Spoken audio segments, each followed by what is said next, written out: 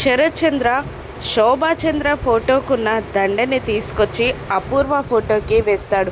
నాన్న ఏం చేస్తున్నారు అని నక్షత్ర అరుస్తుండగా నాన్న అని భూమి కూడా పిలుస్తూ ఉంటుంది. అపూర్వ ఫోటోకి దండ వేసి వెనక్కి తిరిగిన శరత్చంద్ర చనిపోయిన వాళ్ళ ఫోటోకి దండ వేస్తున్నానమ్మా, ఆ అపూర్వ ఈ రోజుతో చచ్చిపోయింది అని నక్షత్రతో చెప్పగానే నక్షత్ర కోపంతో ఊగిపోతూ ఉంటుంది.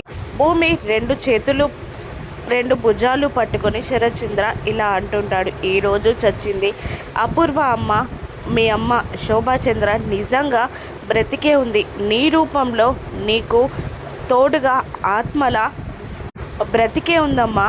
నీ పట్టుదల చూస్తుంటే మీ అమ్మ నీతో పాటే ఉన్నట్టు అనిపిస్తుందమ్మా అని అంటూ ఉంటాడు శరత్చంద్ర భూమిని.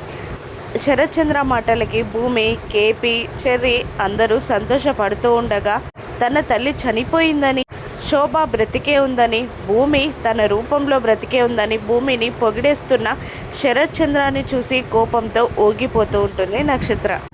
భూమిని చూస్తూ నిజంగా మీ అమ్మ నీ రూపంలో బ్రతికే ఉందమ్మా అని అంటూ భూమిని తన గుండెలకి అత్తుకుంటాడు శరత్చంద్ర. శరత్చంద్ర గుండెలపై వాలిపోతుంది భూమి.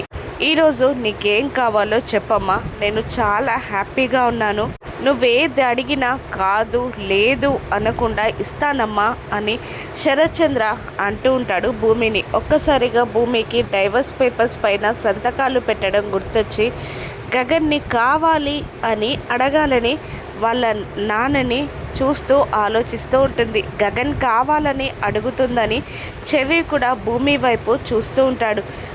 శరత్చంద్రాని భూమి ఏం అడుగుతుంది? గగన్ కావాలని అడుగుతుందా? గగన్ని భూమికి శరత్చంద్ర ఇవ్వగలడా? గగన్ భూమిలని ఒక్కటి చేస్తాడా? జైలుకి వెళ్ళిన అపూర్వ సైలెంట్గా ఉంటుందా? అపూర్వ కుట్రలేంటో రాను ఎపిసోడ్స్లో చూద్దాం. Thank you for watching.